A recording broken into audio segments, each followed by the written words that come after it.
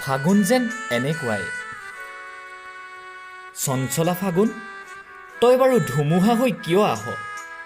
তোৰ চঞ্চলা ধুমুহা জাকে প্ৰেমিক প্ৰেমিকাৰ মাজত মৰমৰ কাজিয়াখন লগায়ো। তই কাৰোবাৰ মন ৰঙীন কৰ, কাৰোবাক বেদনা দিয়।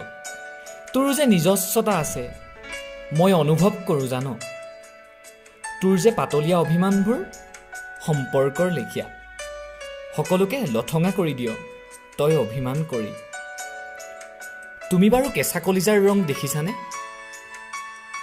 অভিমানী পচুৱাই ৰং ছটিয়াই তেজাল কৰি তোলে ফাগুনৰ বুকু।